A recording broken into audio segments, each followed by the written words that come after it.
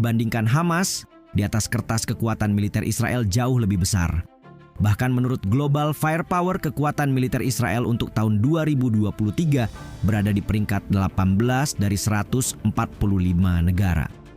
Tapi sebuah statement dari seorang mantan militer AS justru menyiratkan hal yang berbeda. Mantan perwira intelijen Korps Marinir AS, sekaligus Inspektur Senjata PBB, Scott Ritter menyebut bahwa Israel tidak akan bisa melenyapkan Hamas. Sebab menurutnya, militer Israel tidak memiliki kekuatan yang bisa menandingi kelompok Hamas. Ia juga membongkar kelemahan Israel, termasuk dari segi ideologis, di mana ia menilai bahwa Hamas tidak akan mungkin diberantas habis. Jika benar tentara Israel memiliki sederet kelemahan, seperti apakah kelemahan yang dimaksud? Berikut penjelasannya.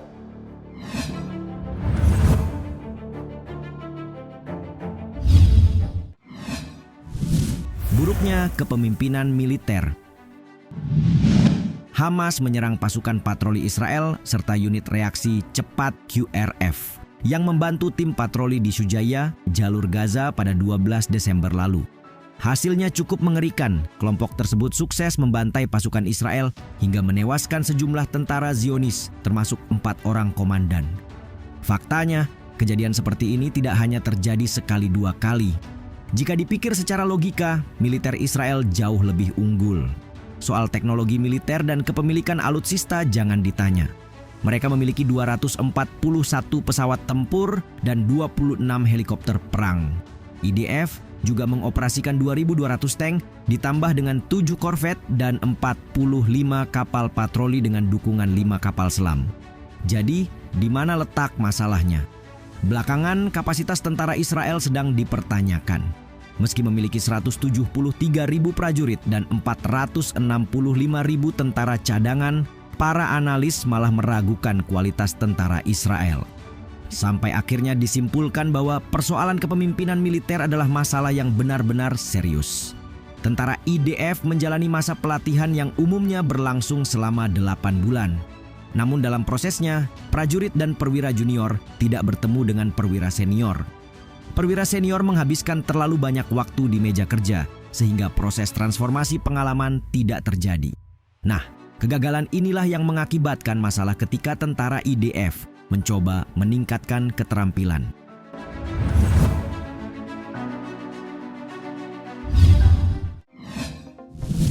Tidak disiplin, suka joget TikTok. Seperti diketahui, Israel menempati urutan ke-18 sebagai militer terkuat di dunia versi Global Firepower. Tapi tak dimungkiri jika tentara Israel dianggap manja dan lemah. Mereka dinilai memiliki disiplin yang buruk. Terlebih belakangan, terdapat seorang tentara yang terciduk joget TikTok dan menuai reaksi negatif dari berbagai belahan dunia. Mereka menjijikkan, tulis seorang warganet seperti dikutip oleh Republika setelah video yang memperlihatkan tentara laki-laki Israel beredar di media sosial. Adnan Abu Amer, pakar sejarah Palestina melalui Middle East Monitor menyebut, yang demikian terjadi karena tidak adanya panutan yang baik. Selain itu, para tentara memiliki standar lebih rendah dari sebelumnya dengan masing-masing komandan korps menerapkan standar mereka sesuai dengan pemahaman sendiri. Alhasil, perintah tidak diikuti dan tidak ada pengawasan oleh perwira senior untuk memastikan bahwa perintah mereka telah dikerjakan. Sindonews yang mengutip pendapat Amer kemudian menuliskan bahwa perwira junior dan tentara tampaknya tidak peduli tentang akibat dari tidak mematuhi perintah. Tidak ada inisiatif karena mereka hanya melakukan apa yang diminta, serta hanya sedikit yang memimpin dengan memberi contoh.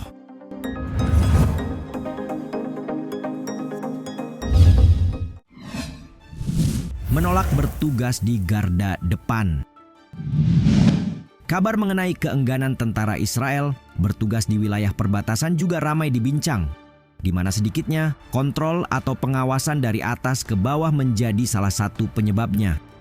Adnan Abu Amer kemudian menambahkan bahwa keterampilan dan pengetahuan profesional yang masih kurang membuat tentara semakin enggan dipertimbangkan untuk peran tempur garis depan. Lebih dari itu, ada masalah kedisiplinan yang dilaporkan. Sejumlah tentara kedapatan bermain sepak bola, berenang di perairan pantai Gaza, membuat tulisan grafiti di dinding rumah-rumah warga Palestina, hingga menanam pohon yang dibawa dari Israel.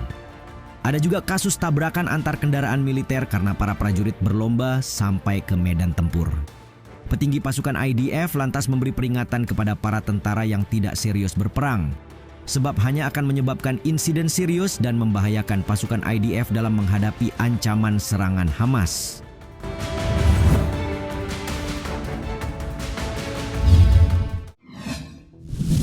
Tidak bisa mengoperasikan peralatan tempur. Tidak terjalinnya komunikasi dengan baik kemudian menimbulkan masalah yang lebih kompleks.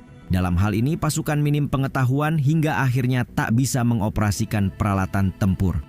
Yah, pada dasarnya fakta di lapangan mengungkap bahwa ada masalah terkait itu, di mana kurangnya pelatihan dan kekurangan tentara profesional menghadirkan masalah dalam penggunaan peralatan terbaru. IDF dengan segala kendalanya membuat mereka gagal untuk meningkatkan kemampuan tinggi pertempuran multidimensi. Begitupun dengan pengoperasian helikopter tempur, mengumpulkan intelijen, menggunakan artileri presisi, serta peralatan anti-tank, infanteri, juga lapis baja. Kemudian dalam kasus berbeda, tank lapis baja milik Israel pernah ditemukan di tempat pembuangan sampah, membuktikan betapa peralatan canggih tak berguna di tangan orang-orang yang tidak kompeten. Remall.id mewartakan tank tersebut ditemukan setelah menghilang dari area pelatihan di dekat kota pesisir Haifa pada September lalu. Sementara itu, pihak IDF menyebut pihaknya mencoba mencari tahu bagaimana tank itu dicuri dari zona pelatihan militer. Mengingat zona pelatihan ditutup untuk umum saat digunakan, namun dapat diakses oleh orang yang lewat.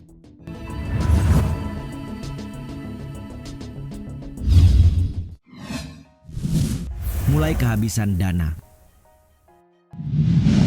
Siapa bilang Israel baik-baik saja? Bahkan ketika pasukan mereka berhasil meluluh lantahkan Gaza, tetap saja fakta kerugian ekonomi harus ditanggung oleh pemerintah. Sebagaimana Detik Finance menginformasikan, ekonomi Israel terus merugi 260 juta US dollar atau setara 4 triliun rupiah per hari dalam masa perang dengan Hamas. Bloomberg dalam rilis 14 November kemudian menegaskan bahwa konflik ini berdampak pada keuangan pemerintah Israel. Meskipun pengeluaran tersebut hanya sebagian kecil dari total anggaran, namun anggaran untuk sejumlah program pemerintah Israel jadi terpinggirkan. Israel memang punya program pengeluaran yang disebut sebagai dana koalisi, ditujukan kepada 5 partai yang membentuk pemerintahan Perdana Menteri Benjamin Netanyahu. Nah, menurut perkiraan Kementerian Keuangan Israel, apa yang terjadi dengan dana koalisi mungkin akan menentukan seberapa paham pasar terhadap pemerintahan yang paham betul bahwa perang menimbulkan kerugian ekonomi hampir 8 miliar US dollar atau setara 125,6 triliun rupiah. Defisit anggaran pun diperkirakan mampu mencapai 4% dari PDB tahun ini dan akan mencapai 5% pada tahun berikutnya. Pemerintah Israel semakin mengandalkan obligasi untuk membayar perang ini. Defisit anggarannya pun meningkat lebih dari 7 kali lipat dibanding tahun sebelumnya.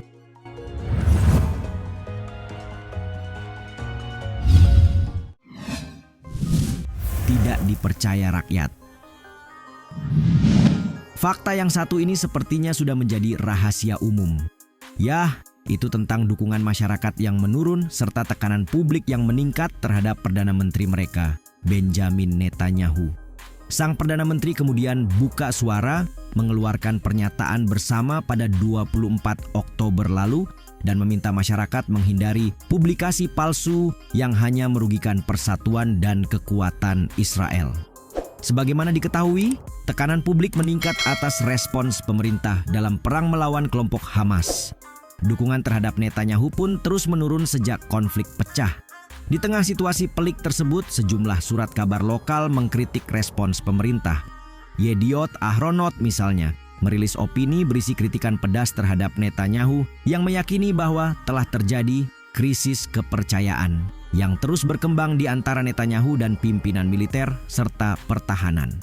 Seperti dikutip dari CNN, koran terbesar Israel itu juga membandingkan pemerintah Israel saat ini dengan Perang Yom Kippur pada 1973 lalu. Sebab Yediot Ahronot menganggap pemerintah Israel saat itu mampu memulihkan kepercayaan diri publik sebelum Israel memenangkan perang. Israel terus memaksakan diri melenyapkan Hamas di tengah ketangguhan militer yang kian dipertanyakan. Benarkah ketangguhan Israel tidak ada apa-apanya jika dibandingkan dengan kelompok Hamas?